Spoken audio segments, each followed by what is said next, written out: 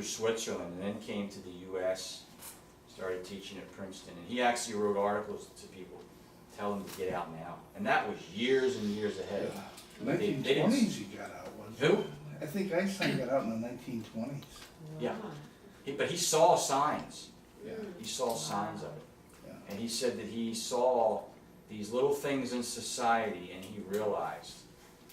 Actually, he was walking through a medical school in Switzerland. And he was sitting on the floor, and the nuns put him out of the class in the hallway because he wouldn't listen to his fractions and math, but he was doing calculus and things like that. But they said, do your fractions out. And this guy named Max, who was a medical student, walked through. And he spoke to him. And Max was German, and when he found out that Albert was a Jew, he told him, they're coming for the Jews today.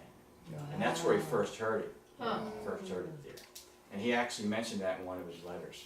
He wrote many letters to many presidents and kings of countries. There's a book about Albert Einstein, all the letters he wrote. He also was very leery of nuclear technology before his time. Walter Lippmann was a great public philosopher, and they corresponded back and forth about the dangers of nuclear technology. What did he discover again? Albert Einstein? He's credited with the theory of relativity. But what's interesting, Moses knew about it before, because the day is as 1,000 years. Time is relative, depending upon your point of view, time, space, matter. So, for example, in heaven, I'll give you an example. I don't tell it to many people. But we're in the year 5778 in Hebrew history. Yeah. Basically, that means in heaven, you're at day 5.778. 5 days have elapsed in heaven, because a day is as 1,000 years. So the 1,000 years playing out here is only 5 days in heaven. Oh, no. Okay. So what's interesting is Einstein's theory of relativity really was, well, we're going to say, let's just say mid-1900s, maybe a little later. But Moses actually talks about time being relative in the Torah. In Psalm 90, when he's in the divine cloud, he realizes that time is actually different. And he comes down from the mount, and there's really this perception that I was in eternity. And now I'm stepping out of the cloud, I'm in time, under the curse of time. And that's how he could write that. 1,000 days is like... Was he a believer? Moses? No, Albert Einstein. Oh, I don't know. I've heard both.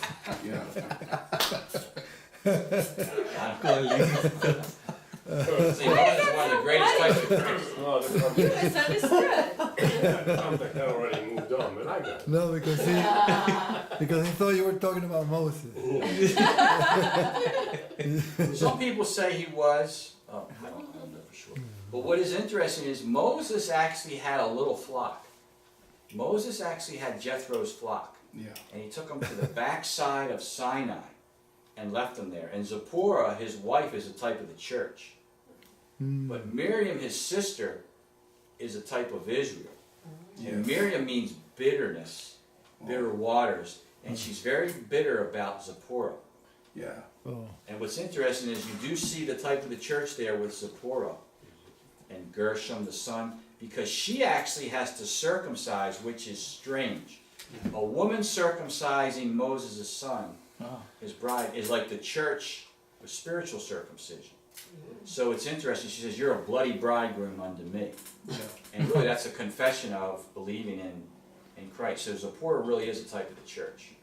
And you do see it, even then, you see the grace in the church being played out. And he meets Zipporah at the well, which is a bride type. Moses meets Zipporah at the well while she's watering sheep, just like Rebecca. So this bride typology, for lack of a better word, is all through the Scripture. All through the Scripture. And Miriam's bitterness is not going to be resolved until the time of Jacob's trouble. And as a matter of fact, wormwood in Revelation causes bitter waters, which is really an allusion back to Miriam. When the bitter waters were made sweet by the cross, the actual tree thrown into the waters. So Israel will only accept that when they accept the cross. So the bitter word be made sweet. So all that typology you see playing out now. So when I hear people say that 1,000 years from now Christ is coming back, That's or a joke. 2,000, They're so deceived. yeah, I don't know where. I can't even see a pattern in the scripture. I don't know what Bible they're reading.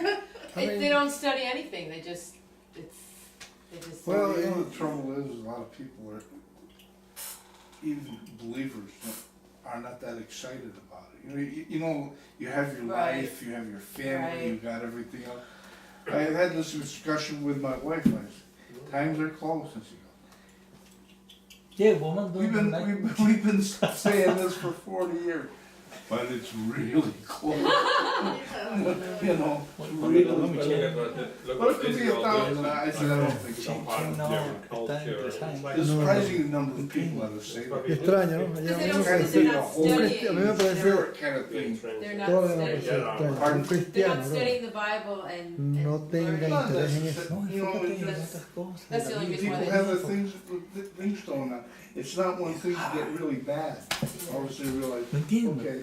Things are really bad. Pues alguien así. Yeah. Things are horrible. Yeah. Claro. Right, because Yeah. the pattern in the Bible, God only goes to a certain I know, place before, you know, Okay, he's, yeah, like you were Tanto talking esas earlier. cosas, solo que estés deprimido. He gets fed up with it and he makes the move because Bueno, ese, it just can't go on. Know what I Can't think? go It's on. one of the Oh, big I have a signs. question. ahorita es cierto que Does Satan no also necesita- knows somewhat, but I don't think he knows the Corta day, eso. the hour, No, but no, he no, knows yo his no- time yo is no me short, and cuento, I no, feel yo like no- he's Flor de stepping up cappuccino. his puro attack, trabajo, like when you just see the evil that is just, no hablo nada de... it's like, Ya to no me, digo it seems No that estoy Satan interesado. does know Yo his no time is estoy short, so interesado. he's increasing in the Pues él evil, entendió. and so, but I don't know if Satan Todo tiene actually, que ver con Oh, profecía. there's revelation in the kingdom of darkness. but he would never know the exact day, you know, because no one, One of the things that I've seen is the attack on children in public school. oh, it's And- hideous. You know, like, it brings back to Jesus saying, suffer little children to come unto me. And I heard him talking about, like, when Obama, signed an executive order, they had all these kids, they're, oh, it's wonderful, two people can love each other. I'm going, Oh, you know what, this is indoctrination, this is pure indoctrination, these kids are prepubescent, and they really don't know. They're leading Breaks my these heart. kids, yeah. sexualizing them when Yes, they don't have the ability Perversion to in understand. kindergarten is taught. If not sooner. If you go to nursery school, I'm sure they'll get you there. But I saw these little children were praying at the pole with their parents. They were only like 2 or 3. And yeah, that's why Jesus said, unless you become like a little child, like they asked. And they were like, you know, really sincerely praying.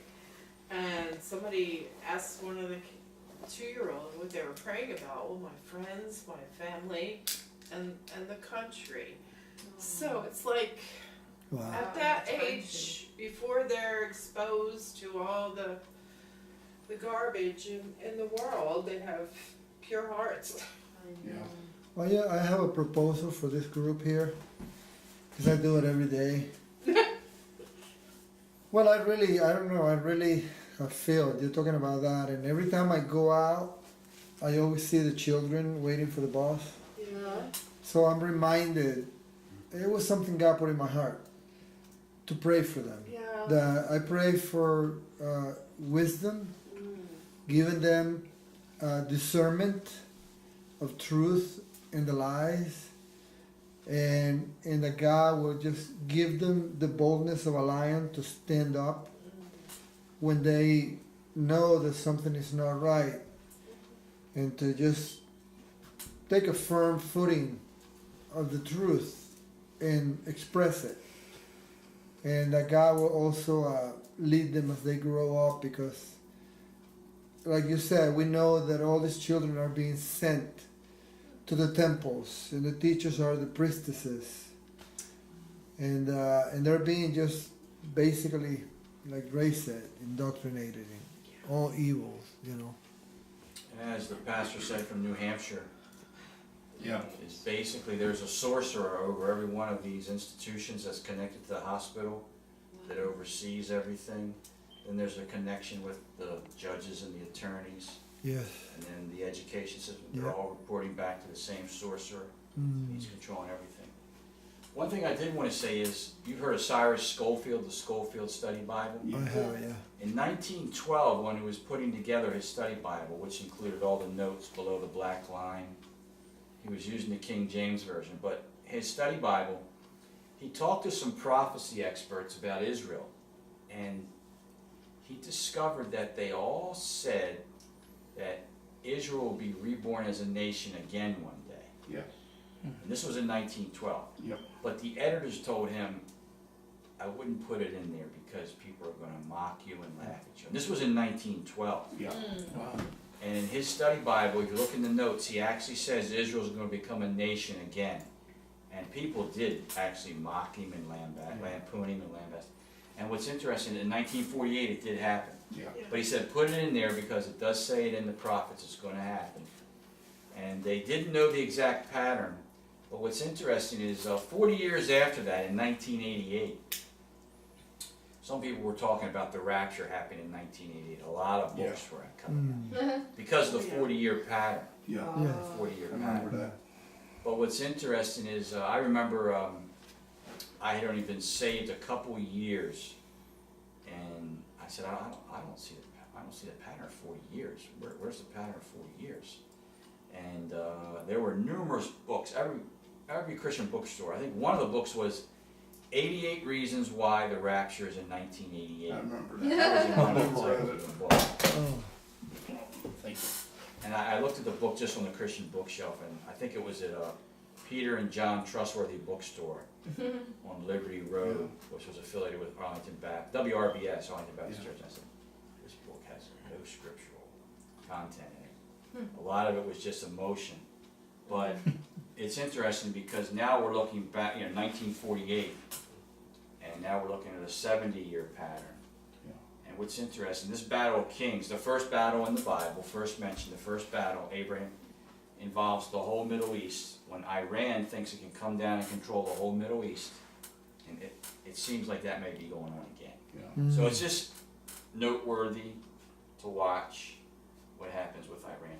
Now the Nobel Peace Prize was awarded to an organization this year. I believe it was it ICANN or ICAN, the anti-nuclear proliferation. Well, it had something to do with the Iran peace treaty. Yeah. They just didn't mention Barack Obama. Yeah. So what's interesting is many of the nations that are not part of that, I think China, Russia, the U.S., I think membership is optional in that organization. They were looked at as like nuclear bullies in the world. So what's interesting is there's that false peace again. Yeah. That false peace they're promoting. Yeah. And you do see that playing out. It's almost like the world's protecting Iran Yeah. and helping it get nuclear weapons. Because what's Iran going to do? The same thing Leomer did. Yeah. Come down into the Middle East. Yeah. So you do see the spiritual side of the kingdom working in the natural side. And that's just interesting looking at this pattern. So we were talking about that the other night in the book of Daniel, about news from the east and how he's concerned. The willful king says, news from the east concerns him. This might affect my plans. Yeah. I got to deal with this eastern situation. That's amazing. Those scriptures are amazing. Chapter 11. Read chapter 11. 11:45, something like that. Specifically verse 44, 39, 44.